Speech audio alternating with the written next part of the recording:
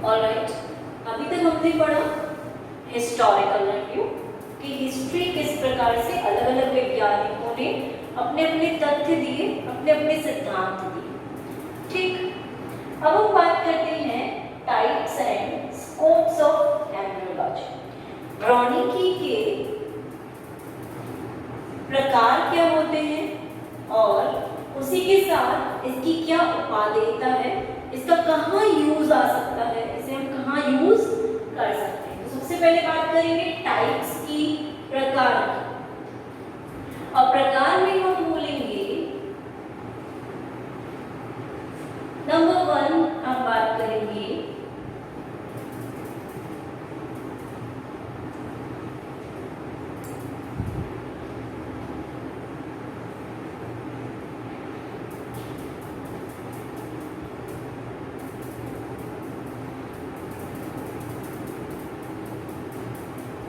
इनके नाम से ही हमें पता चल जाता है कि ये क्या कार्य करते हैं।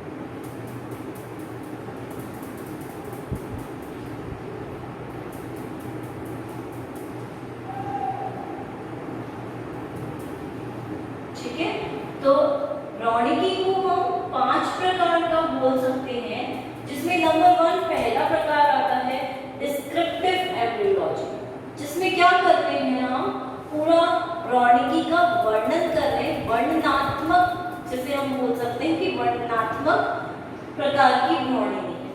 ठीक है, दूसरी बात जब हम यहाँ करते हैं तो यहाँ क्योंकि हम एक इंडिविजुअल का, एक व्यक्ति का या एक जंतु का किस प्रकार से परिवर्तन हो रहा है उसके बारे में यहाँ हम वर्णन करते हैं, यहाँ डिस्क्रिप्शन करते हैं। तो जैसे हम देखते हैं फॉर एग्जाम्पल कि अगर किसी हेन का पूरा परिवर्तन, पूरा डेवलपमेंट किसी ने स्टडी किया है, उसका किसी ने अगर अध्ययन किया है, तो हम उसको रखेंगे डिस्क्रिप्टिव में, वर्णन में।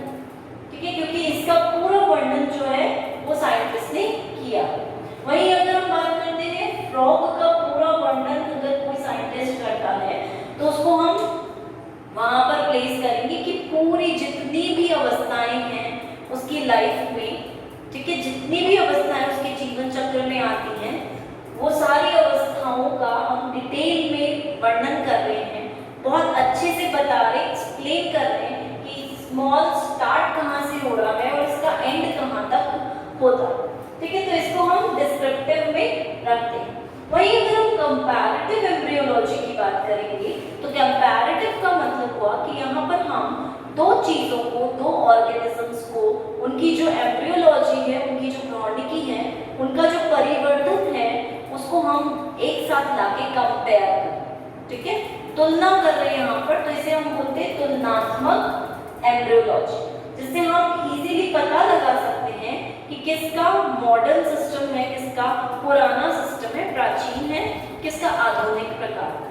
ठीक है, और उस तुलना के बेसिस पर ये जो हम कंपैरिजन कर रहे हैं, इसके बेसिस पर हम इजीली ये भी पता लगा सकते हैं कि किन जंतुओं में ये वाली कार्य की क्यों नहीं है और उनमें ये वाली कार्य की क्यों है, क्योंकि हमें संरचनाओं में भी डिफरेंस दिखेगा, वहां पर भी हमें बहुत अंतर देखने को मिलेगा। तो उस अंतर के कारण हम काफी हद तक परिवर्तन को समझ सकते हैं, उसको एग्जैक्टली ले सकते हैं कि कहाँ तक परिवर्तन किस प्रकार से अलग अलग जंतुओं में अलग अलग तरीके से हो रहा है। जैसे साइंटिस्ट थे, उन्होंने सी अर्चिन और ह्यूमंस में परिवर्तन को स्टडी किया और देखा था सी अर्चिन एकाइनोडर्मेटा का मेंबर है। ठीक है, और ये ह्यूमंस हम मैमल्स में आते हैं, तो इन दोनों में चेंज देखा, तुलना की और काफी कुछ चीजें हमें इससे मिलती जुलती मिली, हमारी शारीरिक जो क्रियाएं हैं ठीक है, जैसे हमारे जितने भी फिजियोलॉजी हैं, एक्टिविटीज कार्य की हैं, वो हमें काफी हद तक इन दोनों में सेम देखने को मिलती। तो कई बार ऐसा भी हुआ है कि सी अर्चिन पर बहुत ज़्यादा स्टडी किया गया है, बहुत ज़्यादा इस पर अध्ययन किया गया है और उसे फिर कंपेयर किया गया है हमारी एनाटॉमी से, हमारे फिजियोलॉजी से, और इसके बेसिस पर हम बहुत सारे तथ्य जो होते हैं उनको प्रोवाइड कर सकते हैं। तो ये हमारे लिए बहुत इंपॉर्टेंस रखता है तुलनात्मक ड्रॉइंग। थर्डली हम बात करेंगे बायोकेमिकल एम्ब्रियोलॉजी। जब हम बायोकेमिकल नाम ले रहे हैं तो वहाँ मोस्टली हम फोकस इस पे करेंगे केमिकल्स पर, रसायन पर। तो इसको हम इसलिए जैव रासायनिक प्रौद्योगिकी भी बोलते हैं। ठीक है कि हमारे अंदर किसी बॉडी के अंदर जितने भी केमिकल्स उपस्थित हैं उनके बेसिस पर, उनके आधार पर हम बहुत सारी चीज़ों के बारे में पता लगा सकते हैं। जैसे अगर हम बात करें केमिकल्स की, तो हमारी बॉडी में बहुत सारे केमिकल्स उपस्थित होते हैं, एंजाइम के फॉर्म में होते हैं। ठीक है, इसी के साथ हम बोल सकते हैं एंजाइम के साथ साथ कुछ हार्मोन्स के फॉर्म में भी होते हैं।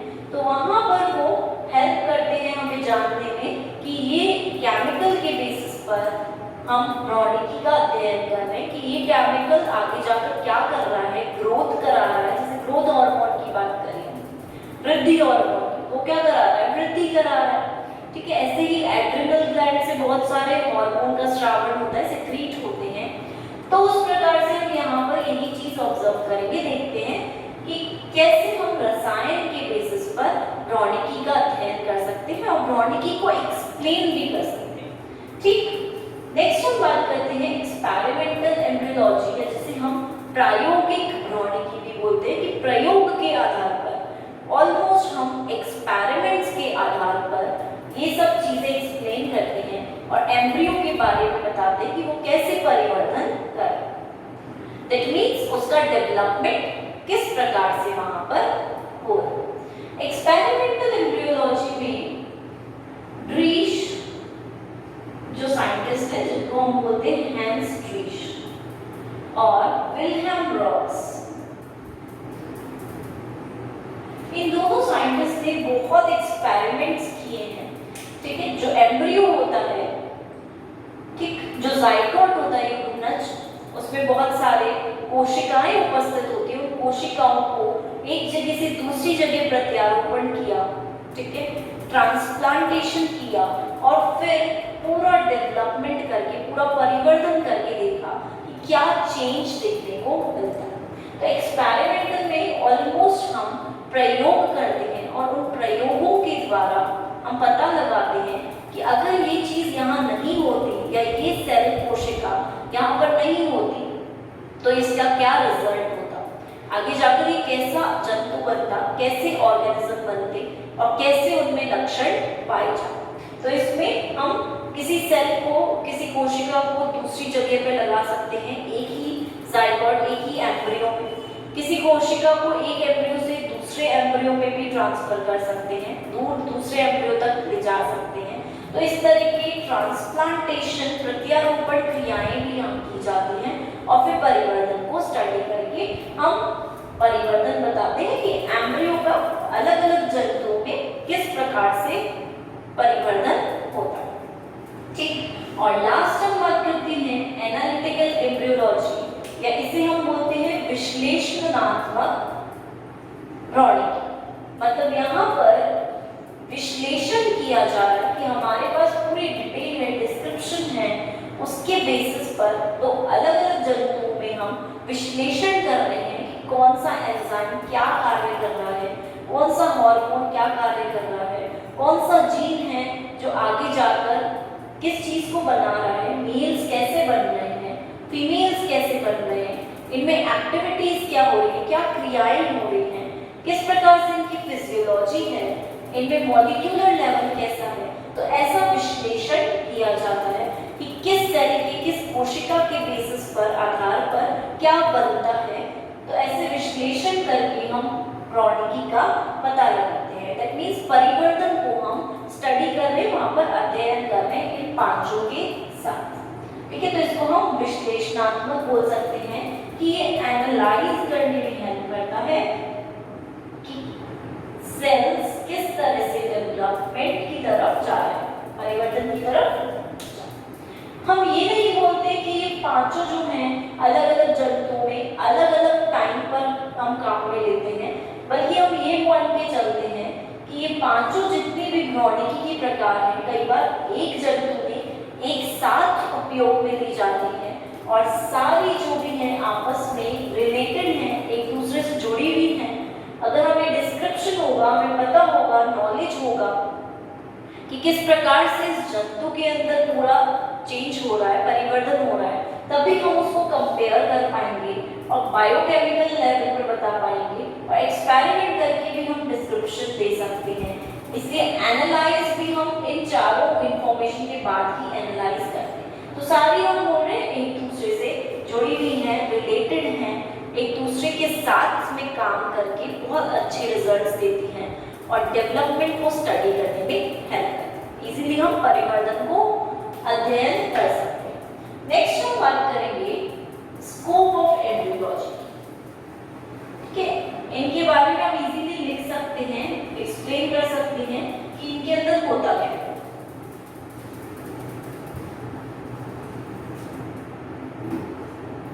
स्कोप्स ऑफ एम्ब्रियोलॉजी, क्या क्या स्कोप होते हैं एम्ब्रियोलॉजी या डेवलपमेंटल बायोलॉजी।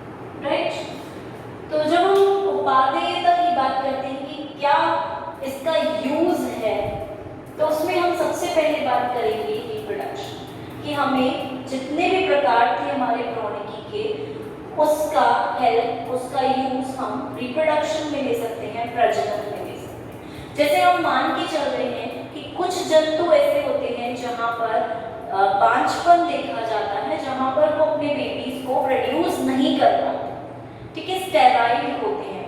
तो उस कंडीशन में हम मान के चलेंगे कि रिप्रोडक्शन करने में ही हेल्प करता है, क्योंकि हमने स्टडी किया है, अध्ययन किया है पूरे रिप्रोडक्शन प्रोसेस का कि किस प्रकार से पूरा रिप्रोडक्शन हो रहा है, प्रजनन क्रिया हो रही है। तो हमने फिर उस बेसिस पर टेक्निक्स को बताया जिन्हें हम बोलते हैं इन विट्रो फर्टिलाइजेशन, की लैबोरेटरी कंडीशंस में, लैब कंडीशंस में हम निषेचन की क्रिया को करवाते हैं, दोनों युग्मक लेकर और फिर वहां पर जाइगोट का निर्माण करवाते हैं। तो आईवीएफ टेक्निक इंट्रा या हम बोल सकते हैं इन विट्रो फर्टिलाइजेशन, ठीक। ईटी एम्ब्रियो ट्रांसफर, की एम्ब्रियो को हमने बाहर बनाया प्रयोगशालाओं में, लेबोरेटरीज में, और फिर उस एम्ब्रियो को ट्रांसफर करवाया फीमेल के अंदर और वहां ग्रो करवाया, ठीक है। तो इस तरह की क्रियाएं जो होती हैं ज़िफ्ट बोल सकते हैं हम, ठीक है, गिफ्ट बोल सकते हैं। ये सारे जो रिप्रोडक्टिव टेक्निक्स हैं इनको हम यूज में लेके रिप्रोडक्शन क्रिया को हम करवा सकते हैं और इसके बेसिस पर क्या होगा, जिन पेरेंट्स के ऑफस्प्रिंग्स नहीं हो पा रहे हैं उनको भी ऑफस्प्रिंग्स हो जाए। जब हम ज़िफ्ट की बात करते हैं तो इसको हम बोलते हैं जाइगोट इंट्रा फैलोपियन ट्रांसफर, मतलब जाइगोट बाहर बना रहे हैं लैब में और फिर उसे फैलोपियन ट्यूब जो होती है उसके अंदर ट्रांसफर कर रहे हैं। वहीं gamete intra fallopian transfer, gamete को हम डायरेक्ट फैलोपियन ट्यूब के अंदर ट्रांसफर कर रहे हैं। तो इस तरह की टेक्निक्स का, तकनीकों का इस्तेमाल करके, यूज करके हम रिप्रोडक्शन में इसे यूज दे सकते हैं, ठीक है, एम्ब्रियो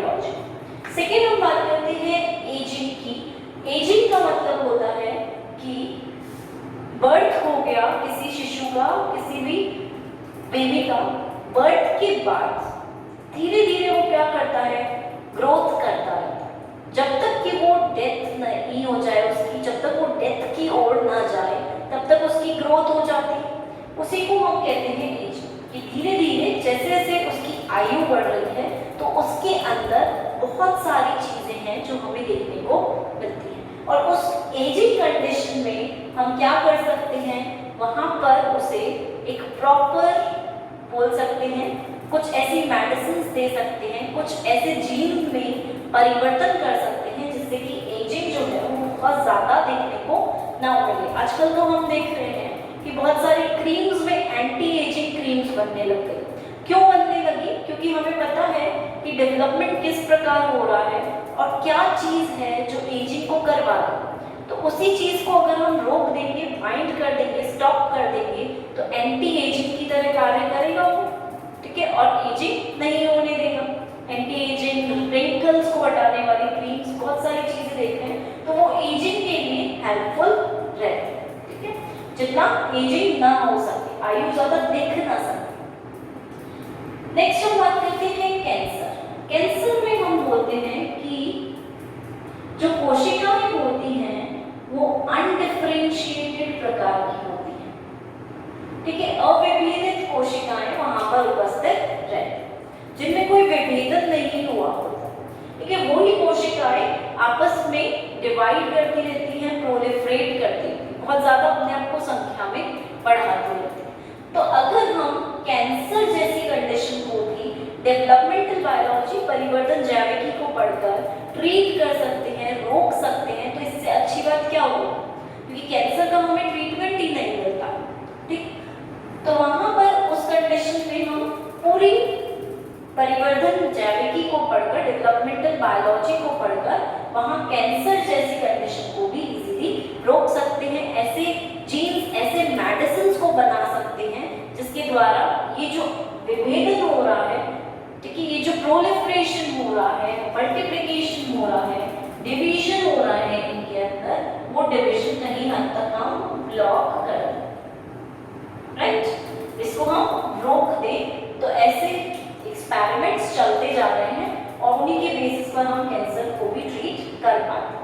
नेक्स्ट हम बात करेंगे बायोटेक्नोलॉजी। देखिए, यहाँ हम नॉर्मली बोल रहे हैं कि अगर किसी की किडनी फेलियर हो जाती है तो उस कंडीशन में हम क्या देखते हैं कि किडनी हमें ट्रांसप्लांट करनी पड़ती है, ठीक, किडनी का ट्रांसप्लांटेशन या प्रत्यारोपण करवाना।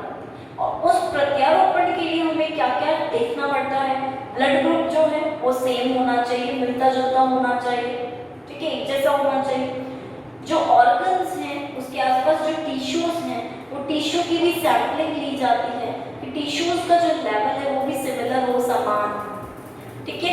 ग्राफ्टिंग करते टाइम हम ये देखते हैं कि कैसा जो ग्राफ्ट है जिसे हम ट्रांसफर कर रहे हैं, ठीक है, जिसने उसे दिया है वो डोनर कहलाएगा, जो उसे ले रहा है वो होस्ट कहलाएगा, ठीक है, एक्सेप्टर कहलाएगा, जो ले रहा है ग्राही है, ठीक है, और देने वाला दाता है। तो जो देने वाला है जो अंग को देगा उसका मैचिंग किया जाता है, और बहुत बार ऐसा होता है कि मैच मिलता ही नहीं है, एक समान टिश्यूज तक मिलते ही नहीं है, इसलिए कई बार व्यक्ति की मृत्यु भी हो जाती है, डेथ की तरफ चला जाता है। इस कंडीशन में हम ये कर सकते हैं कि जो हमारे एम्ब्रियो की कोशिकाएं हैं उनको हम कहीं बैंक्स में, आजकल तो एम्ब्रियो बैंक बनने लग गए हैं, वहां पर हम संभाल के रखवा सकते हैं, और जब भी हमें नीड हो तो लेबोरेटरी में उन कोशिकाओं को परिवर्तित करवाकर, मतलब डेवलप करवाकर लेबोरेटरी में, और उस ऑर्गन का निर्माण कर सकते हैं, ठीक है। तो इस तरह से क्या होगा, बायोटेक्नोलॉजी में भी इसका हेल्प हो सकता है। अभी तक ये इतना ज्यादा यूज में नहीं आने लगा है, पर हो सकता है आने वाले सालों तक इस बायोटेक्नोलॉजी टेक्निक का यूज में आने लग जाए। लास्ट में हम बात करते हैं diagnosis of congenital defects. Diagnosis का मतलब होता है पहचानना, कॉन्जेनाइटल मतलब जो बर्थ बाय बर्थ, बचपन से ही जो डिफेक्ट्स प्रेजेंट हैं, एक जन्मजात जो डिफेक्ट्स होते हैं उनकी हम बात करते हैं, ठीक है। डिफेक्ट मतलब विरूपता, एक नॉर्मल बॉडी ना होके हमें विरूपताएं वहां पर देखने को मिले। तो इनको भी हम पहचान सकते हैं और ये पता लगा सकते हैं कि किनके कारण विरूपताएं आ रही हैं और उन विरूपताओं को हम दूर कर सकते हैं कि हम वो मेडिसिन ना दें जिनके कारण विरूपताएं आ रही हैं। तो ये सब हम किस बेसिस पर बता पा रहे हैं? डेवलपमेंटल बायोलॉजी के बेसिस पर, एम्ब्रियोलॉजी के बेसिस पर, क्योंकि हमने पूरा परिवर्तन जो है उस पर अध्ययन किया। तभी हम बता पा रहे हैं कि कहाँ कौन सा सेडेटिव, कौन सी मेडिसिन, कौन सी दवाई जाकर नेगेटिव रिजल्ट भी दे सकती है, बिल्कुल उल्टा प्रभाव भी कर सकती है।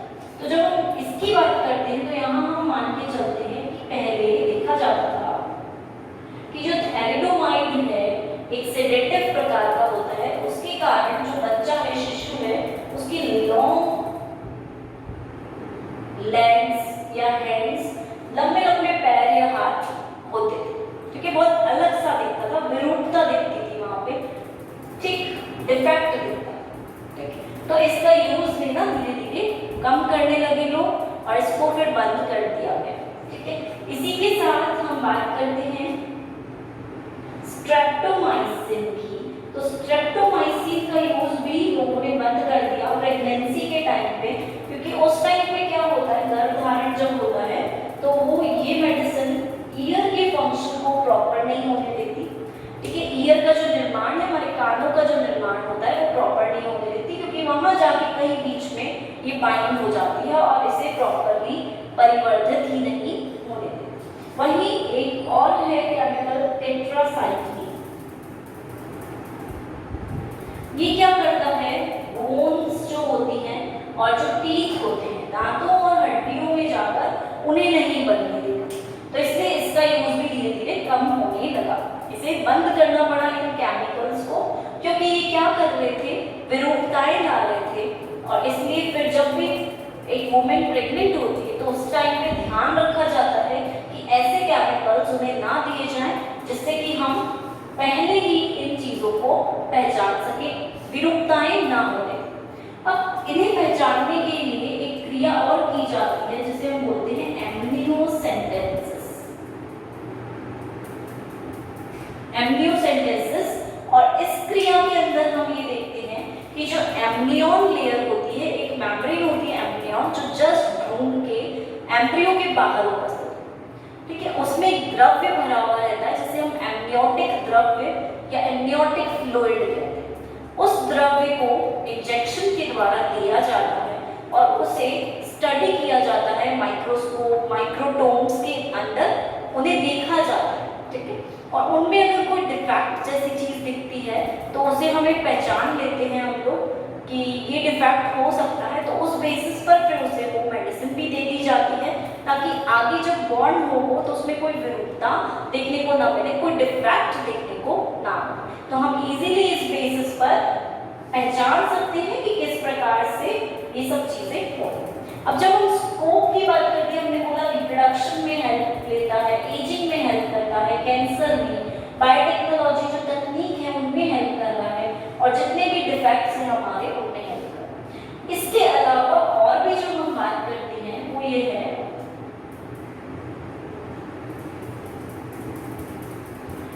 कि जो स्कोप है उसमें हम ये है कि फाइलोजेनेटिक जो रिलेशनशिप्स हैं, ये जाति वृत्तीय जो रिलेशनशिप्स हैं उनके बारे में हम बता सकते हैं, इनको पढ़ सकते हैं। ठीक है, तो ये भी एक उपादेयता है कि हम फाइलोजेनेटिक रिलेशनशिप्स को बता सकते हैं, ह्यूमंस और मंकीज के बीच में क्या रिलेशन है, किस बेसिस पर रिलेशन है। ठीक है, तो इन रिलेशन के बेसिस पर हम उन्हें एक प्रॉपर ऑर्डर में क्लासिफाई भी कर सकते हैं, वर्गीकृत कर सकते हैं और सही जगह पर उन ऑर्गेनिजम्स को प्लेस कर सकते हैं। सेकेंडली हम बोलेंगे कि जो फैमिली प्लानिंग होती है उसको भी हम इस बेसिस पर कर सकते हैं। ठीक है, राइट, बेबी बॉर्न नहीं हो पा रहा है किसी के, तो उसमें भी हम इस चीज को कर सकते हैं। एबॉर्शन जैसी क्रियाओं को भी हम इस बेसिस पर कर सकते हैं। ठीक है, और रिप्रोडक्शन को हम मेंटेन कर सकते हैं। ठीक है, जब जन्म क्रिया है उसको भी हम कुछ हद तक मेंटेन कर सकते हैं। अगर नहीं है, कहीं प्रॉब्लम आ रही है, तो वहां पे भी हम डिफरेंट टेक्निक्स का यूज करके उस क्रिया को करवा सकते हैं। वहीं हम बात करेंगे हाइब्रिड्स जो होते हैं, या हम बोल सकते हैं कि जो प्योर कैरेक्टर्स होते हैं उनको हम बना सकते हैं, ठीक है, क्योंकि हमें पता है परिवर्तन किस प्रकार से यहाँ हो रहा है। तो जो प्योर कैरेक्टर्स होंगे, हाइब्रिड्स होंगे, उनको हम एक साथ ला सकते हैं। वहीं हम बोलेंगे पेस्ट और जो वेक्टर्स है। पेस्ट मतलब क्या हुआ, जो हमारी पूरी फसलों को खा जाते हैं, ठीक है, और वेक्टर्स जो कि जीन्स को इधर से उधर ले जाने में हेल्प करते हैं, ठीक है, इनको भी हम किल कर सकते हैं। अब वेक्टर्स सिर्फ जीन्स को नहीं, डिजीजेस को भी ले जाने में हेल्प करते हैं, ठीक। तो इनको हम अगर किल कर दें, इस बेसिस पर एम्ब्रियोलॉजी को पूरा स्टडी कर इनको अगर हम कम कर दें, तो क्या होगा, हमारी डिजीजेस कम हो जाएंगे, हमारे जितने भी डिजीजेस हैं वो कम हो जाएंगे। जैसे हम बोलते हैं कि मलेरिया के लिए मच्छर जो होते हैं वो मलेरिया कैरी करते हैं, राइट। तो वहां पर हम बात करते हैं इनको अगर हम किल कर देंगे तो डिजीजेस को रिड्यूस कर देंगे, पेस्ट को किल कर देंगे। इस बेसिस पर पूरा स्टडी करके तो हमारे प्लांट्स जो हैं, हमारा एग्रीकल्चर प्रोडक्ट्स जो हैं, वो भी ज़्यादा देखने को मिल सकते हैं। वहीं हम बात करेंगे मेडिसिन डिपार्टमेंट की, ठीक है, मेडिसिन एंड ड्रग्स की, कि अगर हमें पता है परिवर्तन किस प्रकार से हो रहा है, किस मेडिसिन का, दवाई का क्या रोल होता है, क्या इफेक्ट करती है वो बॉडी में जाके, हमारे शरीर में जाके, तो उस बेसिस पर हम कितने भी डिजीजेस चाहे हो उन पे हम मेडिसिन द्वारा उन्हें ट्रीट कर सकते हैं, उन्हें रोक सकते हैं। तो ये एक प्रकार से और भी इसके अलावा और स्कोप्स हो सकते हैं जिसके द्वारा हमारे लिए डेवलपमेंटल बायोलॉजी या फिर भ्रौणिकी बहुत उपादेयता रखती है, ठीक है, इसका बहुत ज़्यादा स्कोप हमारे रहता है।